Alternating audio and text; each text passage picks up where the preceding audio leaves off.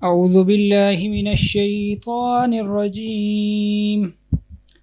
بسم الله الرحمن الرحيم. يا أيها الذين آمنوا إذا لقيتم الذين كفروا زحفا فلا تولهم الأدبار ومن يولهم يومئذ دبره إلا متحرفا لقتال أو متحيزا إلى فئة فقد باء بغضب من الله ومأواه جهنم وبئس المصير. فلم تقتلوهم ولكن الله قتلهم وما رميت إذ رميت ولكن الله رمى وليبلي المؤمنين منه بلاء حسنا إن الله سميع عليم. صدق اللہ العظیم. جزاک اللہ تعالیٰ. تلاوت کلام پاک سماعت فرما رہے تھے.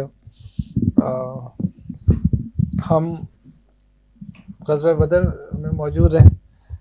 آج 18 رمضان ہے اور نبی کریم صلی اللہ علیہ وآلہ وسلم کا غزوہ بدر کا معرکہ سر انجام پا چکا ہے. کل ہم نے اس پہ تفصیلی بات بھی کی تھی اور آپ صلی اللہ علیہ وآلہ وسلم عرب کی روایت کے مطابق جب کوئی لشکر لڑائی میں فتح حاصل کر لیتا تھا تو وہ اپنی فتح کو اسٹیبلش کرنے کے لیے اور روب کے لیے اور دبدبے کے لیے 3 دن تک اسی جگہ پہ قیام بھی کرتا تھا. تو نبی کریم صلی اللہ علیہ وسلم نے غزوہ بدر میں کامیابی اور فتح یابی کے بعد 3 دن تک بدر میں قیام بھی فرمایا. آج بھی آپ بدر میں موجود تھے تو ہم اس دن کو بھی نہیں ضائع دینا چاہتے.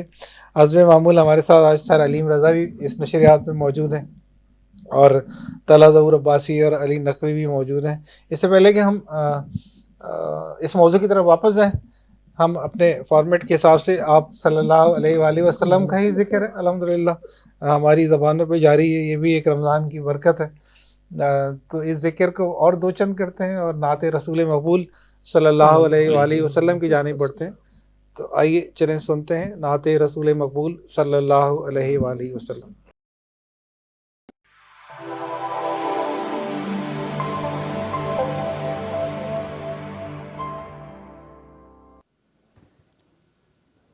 ہم مدینے سے اللہ کیوں آ گئے، قلب حیراں کی تسکین وہیں رہ گئی، دل وہیں رہ گیا، جان وہیں رہ گئی، غم اسی در پہ اپنی جبیں رہ گئی، دل وہیں رہ گیا، جان وہیں رہ گئی، غم اسی در پہ اپنی جبیں رہ گئی. یاد آتے ہیں ہم کو وہ شام و سحر، وہ سکون دل و جاں، وہ روح و نظر. یاد آتے ہیں ہم کو وہ شام و سحر، وہ سکون دل و جاں، وہ روح و نظر. یہ انہی کا کرم ہے، انہی کی عطا ایک کیفیت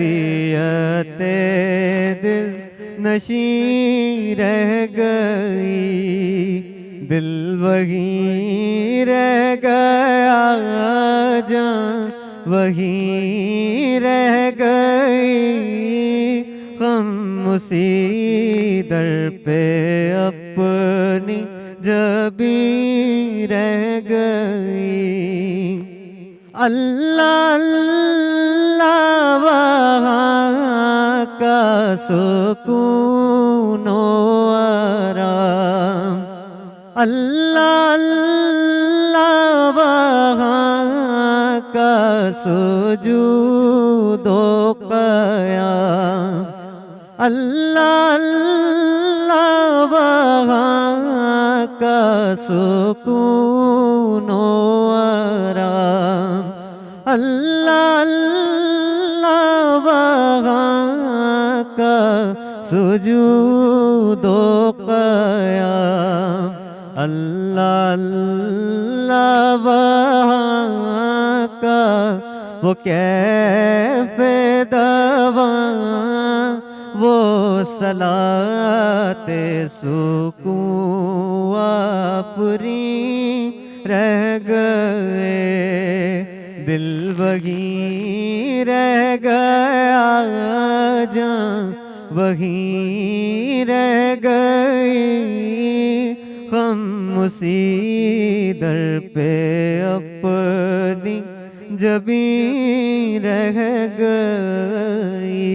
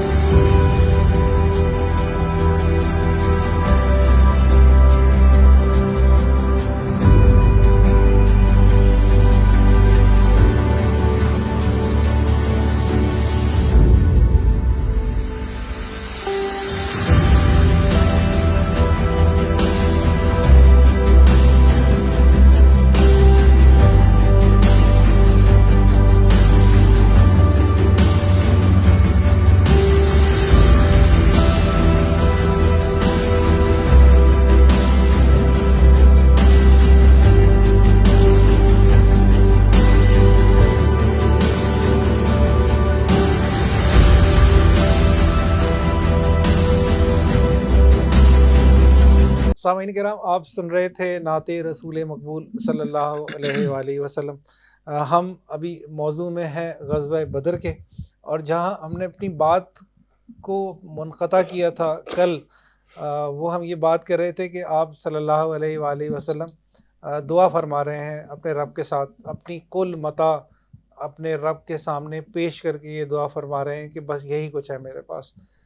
پھر اللہ تعالیٰ کی طرف سے ہم دیکھتے ہیں کہ نصرت بھی آئی ہے، اور پھر حضرت جبرائیل علیہ السلام ایک لشکر کی قیادت کرتے ہوئے فرشتوں کی میدان جنگ میں غبار اڑاتے ہوئے اور دھول میں اٹے ہوئے اور زرہ پہنی ہوئی اور تلوار اور نیزہ ان کے سینے پہ لگا ہوا، اور وہ پہنچ گئے ہیں بدر کے اندر، اور آپ صلی اللہ علیہ وسلم کی خوشی کی انتہا نہیں ہے۔ اور نبی کریم صلی اللہ علیہ وسلم نے یہ منظر دیکھا کہ جبرائیل علیہ السلام فرشتوں کے ساتھ موجود ہیں بدر کے میدان میں۔ اور یہ بھی یاد رہے اکرام بھائی کہ یہ مارکہ شروع ہونے سے پہلے قریش نے اپنے ایک فرد کو بھیجا اور یہ جا کے کہا کہ اندازہ کرو کہ مسلمانوں کے لشکر میں کتنے لوگ ہیں. تو اس فرد نے آ کے بتایا کہ 300 سے کم یا 300 سے کچھ زیادہ. تو پھر ابو جہل نے ان کو، جو ان کا سپہ سالار تھا اس وقت، کمانڈر ان چیف، اس نے کہا کہ نہیں، ایسا نہیں ہو سکتا، میں ان لوگوں کو جانتا ہوں، ان کی کمک کے لیے دور لوگ موجود ہوں گے، اور یہ 313 نہیں ہو سکتے. تو وہ پھر گیا دور اور دور دراز، اس نے چکر لگایا اور اس نے کہا کہ نہیں، کوئی نہیں ہے. مگر اس بدبخت کو کیا پتا تھا کہ اللہ کے نبی کی مدد کے لیے اللہ تعالیٰ خود موجود ہے اور جبریل علیہ السلام خود موجود ہیں.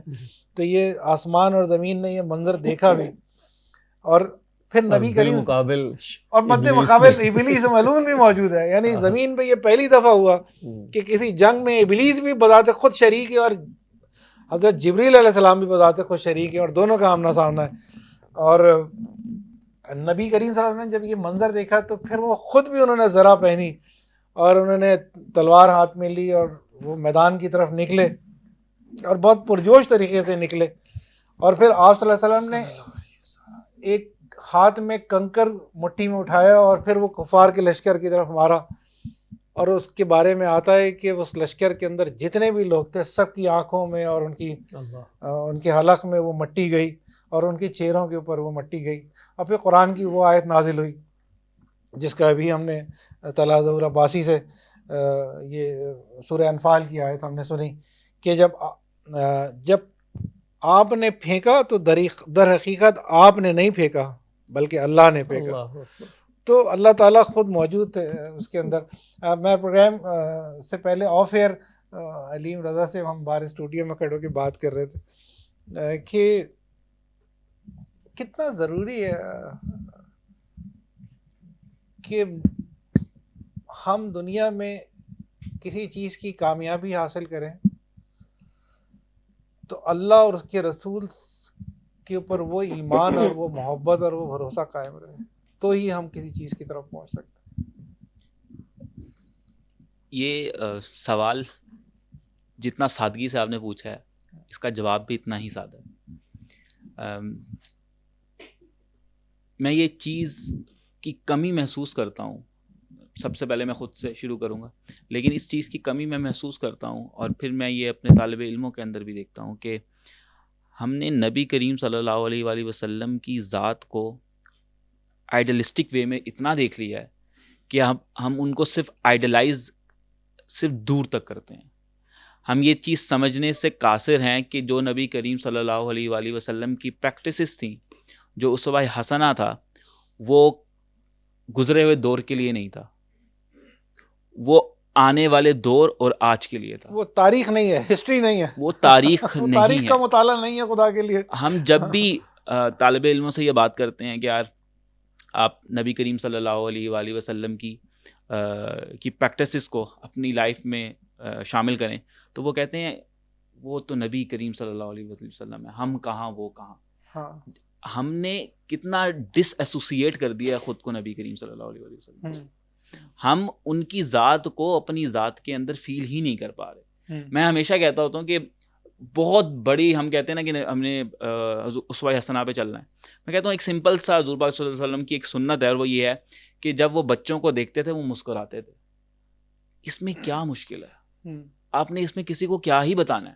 میں کہتا ہوں کہ آپ جب اللہ کے سامنے پیش ہو اور اللہ تعالیٰ کہیں کہ مجھے بتا کہ میں تجھے کوئی ایک تیری عمل سے تجھے میں معاف کر دوں، تو آپ یہ کہہ دینا کہ یار میں جب بھی بچوں کی طرف دیکھتا تھا تو میں مسکرا کے دیکھتا تھا کیونکہ میرے نبی کریم صلی اللہ علیہ وآلہ وسلم مسکرا کر دیکھتے تھے. تو یہ جو ایک گیپ کریٹ ہو گیا ہے، اس گیپ کے کریٹ ہونے سے جو ڈسٹرکشن ہوئی ہے وہ سب سے پہلی ڈسٹرکشن ہے روح کی. کیونکہ آپ کی جو موٹیویشن تھی، جو حوض کوثر کا جو پانی تھا، وہ وہیں سے تو ملنا تھا، اور وہ وہیں سے آپ نے منقطع یہ کہہ کر دیا کہ وہ کہاں اور ہم کہاں. سو یہ جو غزوہ بدر کا معاملہ ہے، یا سورہ انفال میں جس کو فرقان کا نام ہی اس لیے دیا گیا ہے، حق اور باطل، تو وہ بیس کر رہا تھا اس نیت کے اوپر کہ نبی کریم صلی اللہ علیہ وسلم کو معلوم تھا کہ حق یہ ہے کہ اللہ کی ذات اور نبی کریم صلی اللہ علیہ وآلہ وسلم اور دین الہی، اور باطل یہ ہے کہ جو اس کے راستے میں رکاوٹیں لے کر کھڑے ہو جائیں. اور جب ہم نے اس کو اس اینگل سے پڑھنا شروع کیا کہ یہ تاریخ ہے، اور ہم نے اس کو کلاسز کے اندر ایسے اجرا کرنا شروع کر دیا کہ ٹھیک ہے اسائنمنٹس کرتے ہیں اور ختم کر دیتے ہیں, تو وہ جو فیل تھی وہ اس کی اب منقطع ہو گئی ہے, اور اس کی پریکٹیکل اپلیکیشن غزہ کے اندر ایز اے ہول امہ ہمیں نظر آ رہی ہے. اور وہ جو ابھی بات کر رہے تھے, میں آپ سے پوچھیں اگر اکرام بھائی کہ ہم کہاں اور آپ صلی اللہ علیہ وسلم کہاں اور محبت سم تھنگ, تو یہ کیسے ایک شعر مجھے یاد آ رہا ہے, کہاں میں کہاں مدح ممدوح یزداں, کہاں میں کہاں مدح ممدوح یزداں, یہ جرت نہیں ہے تو پھر اور کیا ہے. اقبال ان کا نام تھا, میں پورا نام بھول رہا ہوں, جن کا یہ شعر ہے, یا کہاں میں کہاں مدح ذات گرامی, میں سعدی نہ رومی نہ. اب بات پتہ کیا ہے, بات یہ ہے کہ ہماری یقیناً عقیدت اور محبت اس میں اور موجود ہے اور اس کا حصہ ہے, لیکن ہم پہلے بھی پروگرام میں یہ بات کر رہے تھے, جو آپ کر رہے تھے کہ شاید وہ کیفیت اس طرح کی نہیں جو ہماری پہلے اس میں ہوا کرتی تھی. بات یہ ہے کہ جب اسوہ حسنہ کی بات ہوتی ہے تو اس کے اندر تو یہ طے ہے کہ جو آپ صلی اللہ علیہ وآلہ وسلم نے کیا ہے ہمارے لیے وہ نمونہ ہے, کر کے دکھایا ہے. اور باقاعدہ دیکھیں یہاں سے ایک بات سمجھنے کی ہے, اور وہ یہ ہے کہ اللہ کے رسول صلی اللہ علیہ وآلہ وسلم اسی دنیا میں تشریف لائے, انہی انسانوں کے درمیان موجود تھے, انسانوں کی طرح کھاتے پیتے تھے, انسانوں کی طرح روزمرہ کے معمولات تھے ان کے, مگر وہ خیر البشر تھے. معاملہ یہ ہے کہ یہ اللہ تعالیٰ نے یہ سارے کا سارا اس لیے بتایا کہ کوئی فرد یہ نہ کہہ دے کہ اچھا یہ تو انسان, یہ تو کوئی اور مخلوق ہے, یہ تو فرشتے ہیں. لہٰذا جو انبیاء مبعوث فرمائے وہ سارے کے سارے انسانوں میں سے تھے, لہٰذا انسانوں کے لیے یہ کوئی حجت نہ ہو کہ وہ ہستی تھی, وہ کر سکتے تھے. کیا اللہ کے رسول صلی اللہ علیہ وآلہ وسلم, جب ہم غزوہ بدر کو ہی ڈسکس کر رہے تھے, تو ان کے اوپر وہ جو کیفیت تھی وہ ہم محسوس نہیں کرتے کہ جب آپ کا سامنا کسی ایسی قوت سے ہوتا ہے اور پھر آپ اپنے آپ کو محسوس کرتے ہیں اور پھر آپ اپنے رب سے رجوع کرتے ہیں. غزوہ احد میں کیا نبی پاک صلی اللہ علیہ وآلہ وسلم کے دندان مبارک شہید نہیں ہوئے تھے؟ یعنی اسی طریقے سے یہ دنیا جو ہے یہ اسباب کی دنیا ہے, لیکن آپ اپنی جس کو کہتے ہیں نا بہترین کوشش آپ کرتے ہیں, اور پھر آپ کہتے ہیں کہ اے مالک میرے اختیار میں میرے بس میں جو تھا وہ میں نے کر دیا, اب پھر آپ باقی جو ہے میں سے زیادہ. اچھا وہ جو آپ نے بات کہی نا, یہ ایک ایسی ایک ایسا سوری ڈھکوسلا ہے یا یہ فرار ہے, کیونکہ محبت کرنا تو ہم سب جانتے ہیں. یعنی اگر میں یہ عرض کروں علیم کہ اللہ تعالیٰ نے اپنے مطالبے کو سمجھنے کا دل ہمیں پہلے دیا, ہدایت بعد میں دی. یعنی اللہ کے کلام, اگر میں اس بات کو اور آسان کر کے کہوں کہ اللہ نے اپنے کلام کو سننے کا شعور ہمیں دے کے بھیجا, بعد میں کلام بھیجا. ٹھیک ہے, یعنی ہم یہ ایکسکیوز نہیں کر سکتے کہ ہمیں سمجھ نہیں آئی بات, ہم محبت کیسے کریں, وہ تو نبی ہیں, وہ نبی ہیں تو ہمیں محبت کرنے کی صلاحیت دے دی ہے. ہمیں پتہ ہے کہ جب کسی سے محبت ہو جاتی ہے تو وجہ نہیں تلاش ہوتی. ہمیں پتہ ہے کہ کسی سے محبت ہو جاتی ہے انسانوں میں ہی کسی سے, اللہ کے نبی ایک انسان ہے نا, اگر محبت ہو جاتی ہے انسانوں میں سے ہی کسی سے تو ہم نے پلاننگ نہیں کی ہوتی ہے, وہ اچانک سے کسی وقت ہو جاتی ہے. ہم نے یہ سوچا نہیں ہوتا ہے کہ میں اب 6 مہینے بعد فلاں سے محبت کروں گا اور اس درجے کی کروں گا, خود بخود ہمارے اختیار میں نہیں ہے. تو جو چیز ہمارے اختیار میں نہیں ہے اس کا مطلب وہ ہماری فطرت کا حصہ ہے. اور اللہ کے نبی صلی اللہ علیہ وسلم کو محلوں میں تھوڑی رہتے تھے کہ ہم محبت کرنے کے لیے اس اسٹیٹس کو تلاش کریں. نبی کریم صلی اللہ علیہ وسلم نے ساری زندگی کبھی پیٹ بھر کے کھانا نہیں کھایا. اللہ کے رسول صلی اللہ علیہ وسلم نے کبھی ساری زندگی 2 وقت کی روٹی نہیں کھائی. اللہ کے نبی صلی اللہ علیہ وسلم کے پاس دو جوڑے کپڑے ہوتے تھے جو وہ بدل لیتے تھے. نبی کریم صلی اللہ علیہ وسلم تو غریب لوگوں کے ساتھ رہنے والے تھے. ان سے محبت نہ ہو سکنا, ان سے تعلق نہیں ہو سکنا, مطلب تعلق محبت کی جو شکلیں ہیں جو ہمیں صحابہ کرام کے زمانے میں مثالیں ملتی ہیں وہ کیا تھیں؟ اگر ہم یہ کہیں جو ابھی آپ نے بات کہی ہے کہ آج کا نوجوان یا آج کے لوگ یہ کہیں کہ محبت نہیں, وہ نبی ہیں, تو محبت کی مثالیں یہ ہوتی تھیں کہ ایک شخص سالن میں لوکی کے ٹکڑے تلاش کر رہا ہے، اس لیے کہ اس نے کبھی نبی کریم صلی اللہ علیہ وسلم کو دیکھا کہ وہ پتلے پانی کا سالن کھاتے ہیں اور اس میں لوکی کے ٹکڑے تلاش کرتے ہیں یا بوٹی تلاش کرتے ہیں. تو وہ تو بھنا کھانا بھی نہیں کھاتے تھے یار ہم لوگوں کی طرح کڑھائی گوشت، وہ تو پتلے پانی کا لمبے پانی کا سالن وہ کھاتے تو تھے. کون سی چیز ہے مشکل؟ ہاں لوگ یہ کرتے تھے. ایک صحابی کو دیکھا کہ اس نے اپنے چپلوں کے اوپر بال لگائے ہوئے ہیں، تو کسی نے پوچھا تم نے یہ کیوں کیا ہوا ہے؟ تو اس نے کہا میں نے ایک دفعہ نبی کریم صلی اللہ علیہ وسلم کو دیکھا تھا ان کے نالین مبارک پہ بال تھے. ایک صحابی نظر آئے اور انہوں نے کسی نے دیکھا کہ انہوں نے گریبان کے بٹن کھولے ہوئے، تو کسی نے کہا تم نے کیوں کھولے ہوئے؟ تو میں نے ایک دفعہ آپ صلی اللہ علیہ وسلم کو دیکھا تھا ان کے گریبان. یہ محبت کیوں؟ یہ ہے محبت. وہ لوگ جو وضو کا پانی زمین پہ نہیں گرنے دیتے تھے، وہ لوگ جو آپ کا لعاب دہن زمین پہ نہیں گرنے دیتے تھے، وہ لوگ کیا کسی سے پیچھے رہ جانے والے تھے؟ اس محبت کے دعوے میں جب تک نہیں آئیں گے تو یہ غزہ کی ساری صورتحال کو ہم سمجھ کیسے سکیں گے؟ آپ لاکھ ٹرانسمیشن کریں. علی موجود ہیں، علی سے ہم تھوڑی سی اس حوالے سے کچھ سنتے ہیں کہ کیا اپڈیٹ رہی ہے غزہ کے حوالے سے. غزہ کے حوالے سے اپڈیٹس کچھ یوں ہیں کہ یو این کے جو یونائٹڈ نیشن ہے اس کے ایک جو آفیشیل ہیں انہوں نے یہ کہا ہے کہ جو اسرائیل ہے وہ چونکہ ابھی جو ریزولوشن ہوا ہے پاس ہوا ہے اس کے بغیر بھی اٹیک جو ہے وہ ابھی تک سٹارٹ ہے، اور اسرائیل جو ہے وہ اس پر جو ہے نا بار بار وہ اس کو جنگ ختم کرنے کے حق میں نہیں ہے ابھی تک. تو انہوں نے یہ کہا ہے کہ ریزنیبل گراؤنڈز یہ پروو کرتے ہیں کہ اسرائیل جو ہے وہ کلیئرلی وہاں پر جینوسائیڈ کر رہا ہے. اگر یہ بات یونائٹڈ نیشن سیکیورٹی کونسل میں پروو کر دی جاتی ہے تو فردر سیکشنز بھی لگ سکتے ہیں اسرائیل پر. اور جو لبنان کے حوالے سے میں ابھی تھوڑی ڈسکشن کروں گا کہ اب لبنان اور اسرائیل کے درمیان جنگ جو ہے نا وہ گرم ہو گئی ہے، جو ساؤدرن بارڈر ہے لبنان کا وہاں سے. تو جو ایجنسیز ہیں انہوں نے وہاں پر یہ رپورٹ کیا ہے کہ لبنان نے جو ہے تقریباً 30 سے زیادہ راکٹ جو ہیں وہ داغے ہیں اسرائیل پر، اپنے جو ساؤدرن ان کا بارڈر ہے وہاں سے ناردرن اسرائیل پر، جس کی وجہ سے جو ہے سائرنز وہ ہارن ہوئے وہاں پر، اور انہوں نے مطلب 30 سے درجنوں کے حساب سے راکٹس ابھی تک جو ہے وہ داغے جا چکے ہیں. اور وہاں پر جو میں نے پہلے آپ سے ایک بات ایپیسوڈ میں ڈسکس کر دی تھی کہ اسرائیل جو ہے اب وہ جنگ کو لے کے جانا چاہ رہا ہے لبنان تک. انہوں نے کہا کہ لگی ہوئی جنگ ہے، لبنان تک بھی لے کے جا سکتے ہیں ہم. تو اس کے بعد یہ ہے کہ اب وہاں پر جو ہے وہ جنگ تو گرم ہو چکی ہے، لیکن جو ساتھ ساتھ میں نے کہا تھا کہ جو ویٹو نہیں کیا ہے یو ایس نے اور ٹینشنز کریٹ ہو گئی ہیں اب یو ایس اور اسرائیل کے درمیان. اور وہاں پر یہ ہو گیا ہے کہ جو ڈیلیگیشن واشنگٹن میں بھیجی تھی اسرائیل نے، اس سے بائیڈن کے جو آفیشل سے وہاں ان سے ملنے کے لیے، وہ ڈیلیگیشن بھی واپس بلا لی گئی ہے اسرائیل نے بلا لیا واشنگٹن سے.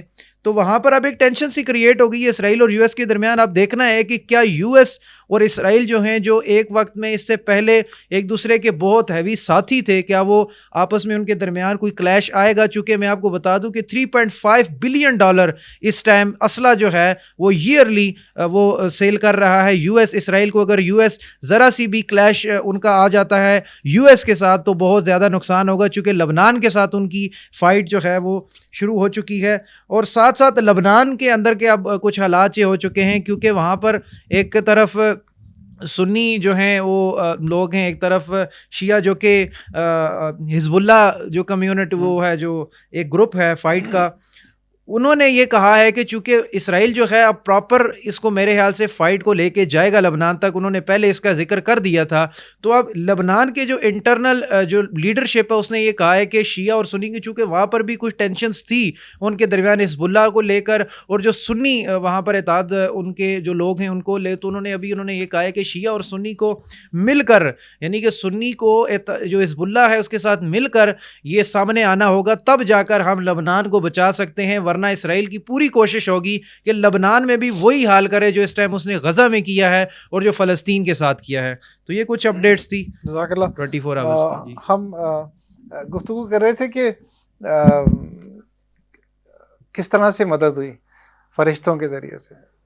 میں نے ایک سوال یہ پیدا ہوتا ہے کہ 2 گھوڑے اور 11 تلواریں اور 313 لوگ، تو وہ جو ایک چھوٹا سا منظر نامہ ہے، میں اگر اکرام بھائی سے کہوں کہ یہ بڑی، میں یہاں سے پڑھ دوں یا یعنی چونکہ اس کے اندر موجود تھے فرشتے موجود تھے اور ظاہر ہے یہ 313 لوگ بھی موجود تھے جب گمسان کا رن پڑ رہا تھا، تو وہ صحابی کہتے ہیں کہ ہم اگر ایک صحابی کسی کو مارنے کے لیے بڑھتے تو وہ اس کا سر جو ہے وہ پہلے سے زمین پہ آ جاتا. میں اگر پڑھ دوں تو وہ چیز ساری واضح ہو جائے گی. ابن سال کی روایت میں حضرت اکرمہ سے رضی اللہ تعالیٰ عنہ سے مروی ہے کہ اس دن آدمی کا سر کٹ کر گرتا اور یہ پتہ نہ چلتا کہ اسے کس نے مارا، اور آدمی کا ہاتھ کٹ کر گرتا اور یہ پتہ نہ چلتا کہ اسے کس نے کاٹا. ابن عباس رضی اللہ تعالیٰ عنہ فرماتے ہیں کہ ایک مسلمان ایک مشرک کا تعاقب کر رہا تھا کہ اچانک اس مشرک کے اوپر کوڑے کی مار پڑنے کی آواز آئی اور ایک شاہ سوار کی آواز سنائی پڑی جو کہہ رہا تھا کہ جیزوم آگے بڑھ. مسلمان نے مشرک کو اپنے آگے دیکھا کہ وہ چت گرا، لپک کر دیکھا تو اس کی ناک پر چوٹ کا نشان تھا، چہرہ پھٹا ہوا تھا جیسے کوڑے سے مارا گیا ہو، اور یہ سب کا سب یعنی وہ اس میدان کے اندر ہو رہا تھا. اس انصاری مسلمان نے آ کر رسول اللہ صلی اللہ علیہ وآلہ وسلم سے یہ ماجرا بیان کیا تو آپ صلی اللہ علیہ وآلہ وسلم نے فرمایا تم سچ کہتے ہو، یہ تیسرے آسمان کی مدد تھی. ابو داؤد زمانی کہتے ہیں کہ میں ایک مشرک کو مارنے کے لیے دوڑ رہا تھا کہ اچانک اس کا سر میری تلوار پہنچنے سے پہلے ہی کٹ کر گر گیا. میں سمجھ گیا کہ اسے میری بجائے کسی اور نے قتل کیا ہے. ایک انصاری حضرت عباس بن عبد المطلب کو قید کر کے لایا تو حضرت عباس کہنے لگے واللہ مجھے اس نے قید نہیں کیا، مجھے تو ایک بے بال کے سر والے آدمی نے قید کیا ہے جو نہایت خوبرو تھا اور ایک چتکبرے گھوڑے پر سوار تھا. اب میں اسے لوگوں میں نہیں دیکھ رہا. انصاری نے کہا اے اللہ کے رسول صلی اللہ علیہ وآلہ وسلم، انہیں میں نے قید کیا ہے. آپ صلی اللہ علیہ وآلہ وسلم نے فرمایا خاموش رہو، اللہ نے ایک بزرگ فرشتے سے تمہاری مدد فرمائی. کیا بات ہے. یہ ہو رہا تھا وہاں پوری میدان کی صورتحال، اور اس وقت ابلیس بھی موجود تھا سراقہ بن مالک کی صورت میں، اور وہ میدان سے بھاگنے لگا تو لوگوں نے کہا کہ سراقہ تم کہاں بھاگ رہے ہو؟ لوگ سمجھ رہے تھے سراقہ ہے، اور ابلیس یہ کہتے ہوئے لوگوں سے بھاگ رہا تھا. فرشتوں کو جب اس نے دیکھ لیا اور جبریل علیہ السلام کو دیکھ لیا کہ وہ خود تلوار لے کے میدان میں آ گئے، تو وہ لوگوں سے کہہ رہا تھا کہ میں جو دیکھ رہا ہوں وہ تم لوگ نہیں دیکھ رہے ہو. اور اس نے یہ کہا کہ میں اللہ سے بہت ڈرتا ہوں. تو جب کفار شکست کھانے لگے تو پھر وہ یہ بیان دینا شروع کر دیتے. ہم اس پوری مجموعی صورتحال میں علیم سے اگر تھوڑا سا یہ بھی پتہ کر سکیں کہ ہم ابھی تو تھوڑی دیر پہلے بات کر رہے تھے کہ ذرا وہ تعلق میں تھوڑی سی کمی آ گئی ہے، کیسے اس کو وہ کیا جائے گا کمپنسیٹ؟ قرآن مجید. حضرت عائشہ رضی اللہ تعالیٰ عنہ سے پوچھا گیا تھا نا نبی کریم صلی اللہ علیہ وآلہ وسلم کا اسوہ حسنہ کیا ہے، ان کا جواب تھا قرآن مجید. تو جس تاریخ کے پس منظر میں ہم بات کر رہے ہیں اور ہم یہ چیز ڈسکس کر رہے ہیں کہ وہ تاریخ نہیں ہے، وہ موجودہ دور ہے، وہ آج ہے. تو وہ صورت بھی ہے نا والعصر ان الانسان لفی خسر. دیکھیں اللہ تعالیٰ نے زمانے کی قسم کھائی ہے، اور زمانہ ہمیشہ حاضر ہوتا ہے، وہ گزرا ہوا نہیں ہوتا یا پاسٹ کبھی بھی نہیں ہوتا. تو انسان تو خسارے میں تھا، خسارے میں ہے، وہ خسارے میں رہے گا. اب اس چیز کے اوپر اگر کوئی کوشچن اٹھاتا ہے کہ ایسا پاسبل نہیں ہے تو یہ قرآن مجید میں بتا دیا گیا ہے. اور اس خسارے سے نکلنے کا جو طریقہ ہے وہ واضح طور پر نبی کریم صلی اللہ علیہ وآلہ وسلم کے پاس ہے. لیکن سوال یہ نہیں بنتا یہاں پہ کہ اس کو کیسے ٹھیک کیا جائے. سوال یہ بنتا ہے کیا ہم غلط کر بھی رہے ہیں؟ اس چیز کا احساس بیدار کرنا ہی اس وقت سب سے بڑا چیلنج ہے. میں صرف اور صرف غزہ کی صورتحال کے اندر جب بھی میں ڈسکشن کرتا ہوں اور میں سم ٹائمز وہاں کے بچوں کی پکار سنتا ہوں تو وہاں کی ایک بچی کی میرے سامنے سے ویڈیو گزری، وہ کہہ رہی تھی حسبنا النعم و نعم الوکیل، وہ جو ایک ہے اللہ و نعم الوکیل. یعنی یہ دیکھیں اور یہ وہ چیز ہے جو کہ اس کو سمجھ میں آ گئی ہے کہ مجھے مدد کے لیے ہمیں نہیں آ رہی.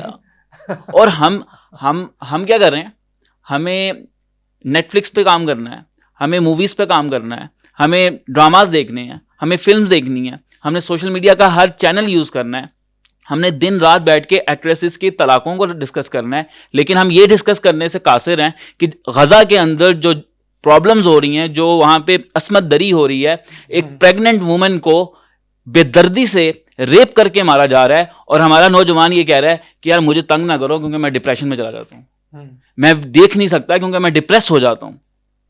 یہ میرے وہ الفاظ ہیں جو مجھے اسٹوڈنٹس آ کے بتاتے ہیں, اور میں کانپ جاتا ہوں کہ یہی چیز تمہاری بہن کے ساتھ ہو رہی ہے تو تم کیا یہ کہو گے آگے. تو یہ جو کنیکشن ڈیولپ نہیں ہو پا رہا, اس کی ریزن یہ نہیں ہے کہ ہمیں یہ چیز سیکھنی ہے کہ نبی کریم صلی اللہ علیہ وسلم سے تعلق کیسے بنائیں. سوال یہ ہے کہ پہلے اس کو مسئلہ تو سمجھیں, اور ہم مسئلہ سمجھنے سے بھی قاصر ہیں, اور ہم اس چیز کو سیریس لینے کے لیے تیار ہی نہیں ہیں. تو کل کو جب اللہ کے سامنے پیش ہوں گے تو اللہ تعالیٰ پکاریں گے کہ بھائی غزہ کے اندر جب یہ ہو رہا تھا تمہارے مسلم بہن بھائی تھے, تم کیا کر رہے تھے؟ تو کیا جواب دیں گے ہم؟ نبی کریم صلی اللہ علیہ وآلہ وسلم کے سامنے ہم کیا منہ دکھائیں گے جا کے؟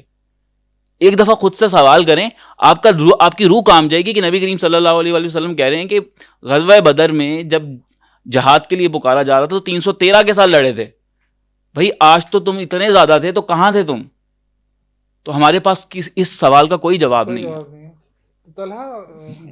اس میں وہی بات بھی آ جاتی ہے نا, جب یہ کہا گیا یعنی اس وقت تو 313 تھے اور آسمان سے فرشتے آ گئے, اور پھر کہا گیا کہ ایک وقت آئے گا کہ کفار جو ہے وہ تم پر بھوکے اس طرح ٹوٹ پڑیں گے جیسے بھوکے دسترخوان پہ. تو کہا گیا کہ یا رسول اللہ صلی اللہ علیہ وسلم کیا بہت یعنی مسلمان کم تعداد میں ہوں گے؟ کہا نہیں, تعداد تو بہت ہوگی مگر ان کے دلوں میں ایک بیماری آ جائے گی جس کو وہن کہا گیا ہے. اور وہن کیا ہے؟ دنیا سے محبت اور موت کا خوف. بس وہی چیز ہے کہ جو آ گئی ہے, اور ہم اصل میں وہ والی بات ہے کہ ہم نہیں دیکھتے ہم اس وجہ سے, اس لیے کہ ہم اس فیز میں جانا ہی نہیں چاہتے. اب آپ اس فیز میں جائیں گے تو پھر آپ کو یہ احساس ہوگا نا کہ اس بچی کی جگہ کوئی میری بچی, ہاں یہ فرار ہے. اور یہ فرار ہے, یہ علی ابھی سر ذکر کر رہے تھے کہ دوسرے سے تعلق کا احساس نہیں ہے بالخصوص. تو کیا اب ہم اس دور میں داخل ہو گئے؟ ہم دیکھتے بھی ہیں کہ مختلف چینلز کے اوپر یہ بھی کہا جا رہا ہوتا ہے کہ یہ تو پولیٹیکل ایشوز ہیں, اور یا یہ بھی کہا جا رہا ہوتا ہے کہ یہ چنگاری ہمارے گھر تک تو نہیں آئی. تو ہمارے گھر تک نہیں آنے کا کیا مطلب ہے exactly? What is the meaning of ہمارے گھر تک نہیں آئی؟ میرے گھر تک کا مطلب اگر میری ذات ہے, یا میرے گھر تک کا مطلب میرا ملک ہے, یا میرا محلہ ہے, یا میں خود ہوں. تو کیا خدا نہ خواستہ یہ خود غرضی کا ماحول طلع آپ الحمدللہ حافظ قرآن بھی ہیں اور اس نوجوان نسل کے نمائندہ بھی ہیں, ہم کیا آئندہ 2 نسلوں کے بعد یہ منظرنامہ دیکھیں گے؟ میں بہت سخت بات کہہ رہا ہوں, اگر غلط ہو تو میں معذرت خواہ ہوں پہلے سے. 2 نسلوں کے بعد کہ گھر میں اگر ماں باپ کی فوتگی بھی ہو جائے تو بچہ کہے گا گھر میں ڈپریشن کا ماحول ہے, میں دوست کے گھر جا رہا ہوں. Is that true? سر بالکل, جیسے کہ آپ نے بات کی ہے, آپ کے کوشچن کو تو میں ایڈریس کروں گا, لیکن جو ہماری اوور آل گفتگو ہوئی ہے اس میں تھوڑا سا میں ایڈ کر کے پھر اس کوشچن پہ آؤں گا کہ حق و باطل کی بات ہو رہی تھی اور غزوہ بدر کی بات ہو رہی تھی. سب نے بریفلی اس کو ایکسپلین کیا کہ اس میں کیا تھا. وہ جہاں پہ تکبر کی بات آ رہی ہے نا, اس کو آج کے ساتھ ریلیٹ کیا جائے تو آج بھی وہی چیز ہمیں نظر آتی ہے کہ جیسے کہ علی نے بات کی تھی کہ اس دور کا ابو جہل اور اس دور کا ابو جہل, تو یہی چیز ہمیں نظر آ رہی ہے کہ اس ابو جہل کو بھی جب قافلہ اس کے ساتھ واپس چلا گیا تھا تو اس کو خبر آئی تھی کہ واپس چلے جاؤ, اور ایک جو 1300 کا لشکر تھا اس میں سے ایک قبیلہ واپس بھی چلا گیا تھا 300 کے تعداد والا. لیکن ابو جہل نے وہاں کیا کیا؟ وہاں اس نے کیا تکبر, اور اس نے وہاں پہ تکبر کیا اور وہ لے کے آیا کہ ہم ان کو وہاں پر مسلمانوں کے ساتھ جنگ کریں گے, اور پھر ہم اس سے حد تک جائیں گے کہ ہم مدینے میں گھس کے ان کے گھروں میں گھس کے ان کو ماریں گے. تو وہ اس کے اندر یہ تکبر تھا کہ اس کے اللہ کا سامنا کرنا تھا, اس نے مطلب اللہ کے خلاف آواز جو ہے وہ بلند کرنی تھی. تو اس حق و باطل میں اللہ تعالیٰ نے ادھر فیصلہ کر دیا تھا. جیسے کہ ہماری اگر اس میں کنکلوڈ کیا جائے ہماری جو ڈسکشن ہے 2 ایپیسوڈ کی، تو اللہ تعالیٰ نے وہ جب ابو جہل وہاں سے آ رہا تھا تو جب لڑائی شروع ہو گئی تو اس نے کہا تھا کہ اے اللہ کے ہم دونوں میں سے جو بھی زیادہ حق پہ ہے اس کو فتح کر، اس کو فتح نصیب کر. تو اس پر اللہ تعالیٰ نے قرآن مجید میں آیت بھی نازل کی تھی کہ ان تستفتحوا فقد جاءکم الفتح وَإِن تَنْتَهُوا فَهُوَ خَيْرٌ لَكُمْ وَإِن تَعُودُوا نَعُودْ وَلَن تُغْنِيَ عَنْكُمْ فِئَتُكُمْ شَيْءٌ وَلَوْ كَثُرَتْ وَأَنَّ اللَّهَ مَعَ الْمُؤْمِنِينَ، کہ اگر تم فیصلہ چاہتے ہو کہ تمہارے پاس فیصلہ آ گیا ہے اور اگر تم باز نہ آؤ گے، لیکن اگر تم اپنی حرکات سے باز نہ آؤ گے اور پلٹو گے نہیں تو ہم تمہارے لیے سزائیں مقرر کریں گے، اور تمہاری جماعت اگرچہ تعداد میں زیادہ ہے تمہارے کچھ کام نہیں آ سکے گی، اور اللہ تعالیٰ بے شک مومنین کے ساتھ ہے.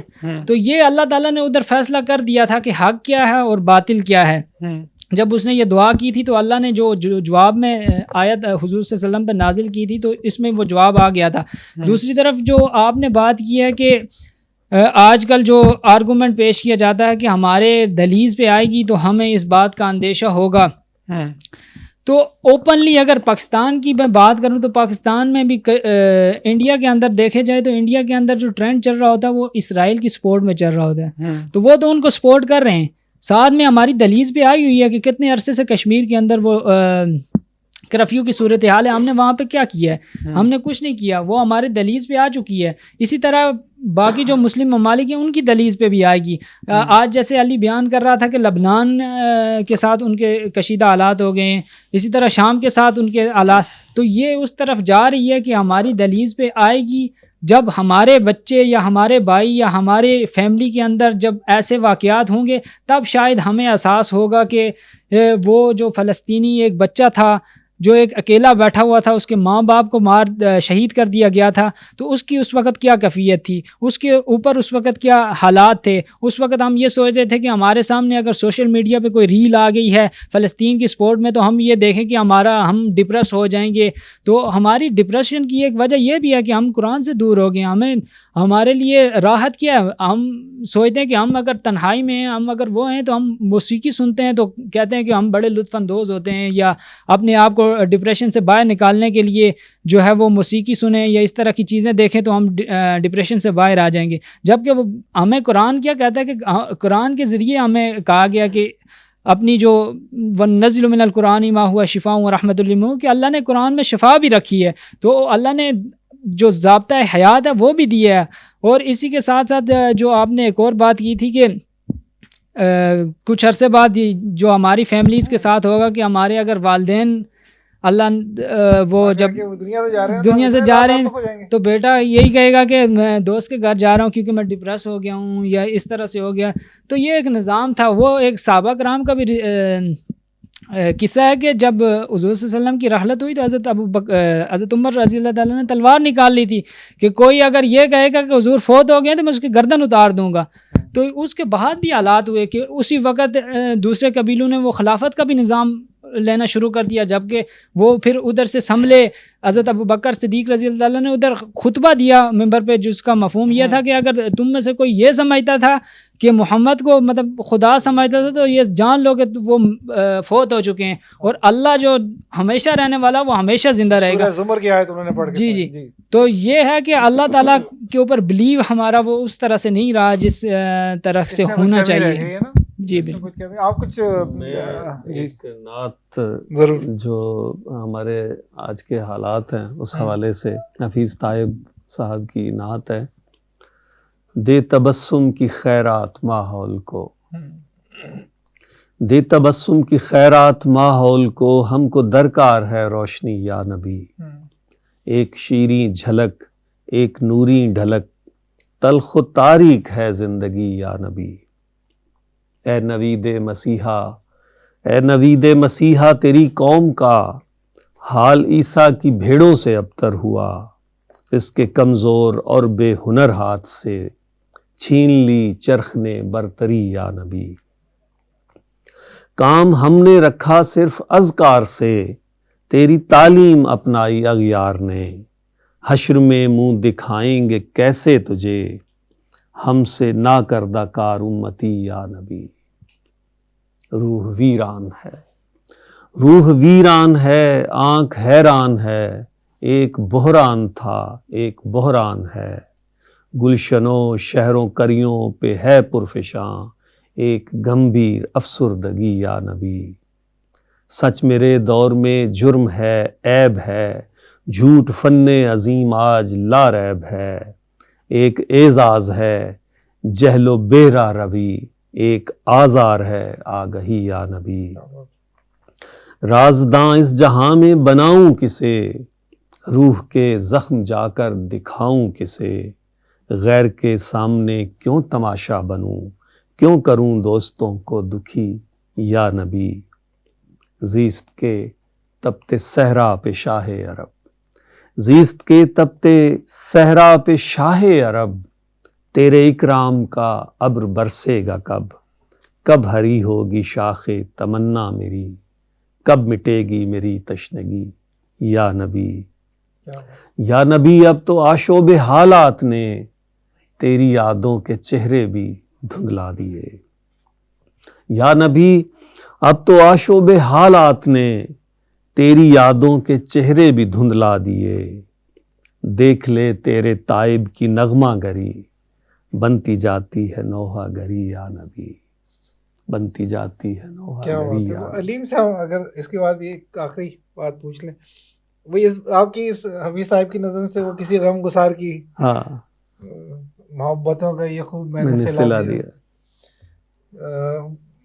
ہم جو ابھی بات کر رہے تھے، ہم اس سے پروگرام سے پہلے بھی اس پہ ایک بات کر چکے ہیں کہ الحمدللہ ثم الحمدللہ یہ دیکھنے والے دیکھ رہے ہیں پچھلے آج ہم 18 رمضان میں کہ یہ Riphah institute of media sciences کا studio, Riphah institute of media sciences Ramzan میں کیا کانٹینٹ جنریٹ کرنا چاہتا ہے، اپنی ذمہ داری کیسے پوری ادا کرنا چاہتا ہے، اپنی ذمہ داری کا ادراک کتنا ہے اس کے طلباء و طالبات میں۔ یہاں کچھ لوگ مستقل آپ اس نشریات میں ایک تعداد میں آتے رہے ہیں، مختلف اسٹوڈنٹ آتے رہے اور بہت خوبصورت گفتگو کرتے رہے۔ یہ کوئی اسکرپٹڈ موضوع کبھی بھی نہیں رہا ہے۔ جو لوگ کیمرے کے باہر ادھر اس طرف یہاں بیٹھے ہوئے ہیں جن کو آپ کیمروں سے نہیں دیکھ رہے ہیں، وہ بھی ایک بڑی تعداد ہوتی ہے اور اس پورے درد کو اپنے دل سے سمجھتی ہے۔ ہم کبھی بھی کسی پروگرام کے شروع ہونے سے پہلے ان سارے بچوں کو اسکرپٹ نہیں تھما رہے ہوتے کہ انہوں نے یہ بات کرنی ہے۔ یہ ان کا شعور ہے جو میرا خیال ہے کہ رفاع نے دیا ہے۔ آپ اس پورے منظرنامے کو، رفاع کی جو یہ پورا ایک مشن ہے اور یہ جو ایک احساس ذمہ داری ہے، اس کو کیسے دیکھتے ہیں؟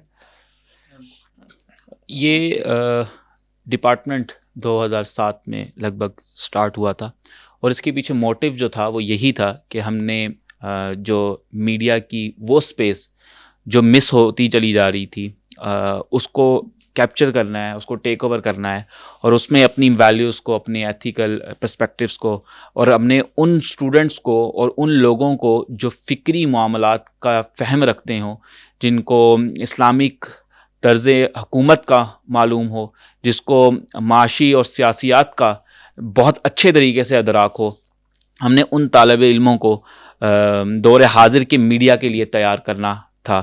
اور 2007 سے لے کر آج 2024 ہے اور اس مقصد کو بہت حد تک رفاع نے اچیو کیا ہے۔ اور میں یہ سمجھتا ہوں کہ ہمارا طالب علم جب مارکیٹ میں جاتا ہے تو وہ پریکٹیکل فیلڈ کے اندر وہ بہت ایک سٹیپ آگے ہوتا ہے، لیکن صرف یہ کافی نہیں تھا، بلکہ اس کے ساتھ اب وہ فہم و فراست میں بھی ایک عام طالب علم سے مختلف ہے۔ وہ فہم و فراست جو پاکستان کی آئیڈیالوجی تھی، وہ فہم و فراست جو کہ اسلامک ویلیوز کے ساتھ لے کے چلنی تھی، اب وہ میڈیا میں کسی حد تک وہ امپلیمنٹ کر پا رہا ہے۔ میں یہ سمجھتا ہوں کہ اگر کوئی نہیں بھی کر پا رہا تو وہ اس میڈیا کے چال چلن میں ضم ہو نہیں پا رہا۔ میں خود میڈیا میں 2 سال کام کرنے کے بعد میں نے ایکڈیمیا کے اندر قدم رکھا اور وہاں سے میں نکلا ہی اس لیے کیونکہ میں وہاں پہ ایڈجسٹ نہیں ہو پا رہا تھا۔ ان ویلیوز کو اور ان ایتھیکل ایشوز کو اپنے اندر دیکھتے ہوئے کہ یہ ویلیوز ہم نے لے کے چلنی ہے. تو یہ جو رمضان ٹرانسمیشن ہے یہ اس کی ہی ایک پریکٹیکل اپلیکیشن ہے. اور میں یہ سمجھتا ہوں کہ رفا کے اندر جس قدر غزہ پہ بات ہوئی ہے, فلسطین کے ایشو پہ بات ہوئی ہے, میں نہیں سمجھتا کسی یونیورسٹی میں اتنی بات ہوئی ہے یا کسی یونیورسٹی میں اتنا الاؤ بھی کیا گیا ہے. تو یہ ایک بہت بڑا کنٹریبیوشن ہے رفا کا کہ وہ طالب علم کو ایک فکری سوچ دے رہی کے ہے. ساتھ دیتے ہیں. جزاک اللہ. پروگرام کا کے اختتام اس بات پہ کرتے ہیں کہ ہم غزوہ بدر کی ساعتوں کو اس 2 پروگرام میں ڈسکس کرتے رہیں, اور اس بات پہ کہ دن سورج نکلنے کا نام نہیں ہے, اس چراغ کے مستقل صدقہ جاریہ کا نام ہے جس نے سورج کے آگے سر نہیں جھکایا. اس پروگرام کے ساتھ اپنے میزبان کو اجازت دیجیے. انشاءاللہ اگلی ٹرانسمیشن میں پھر ملاقات ہوگی. فی امان اللہ.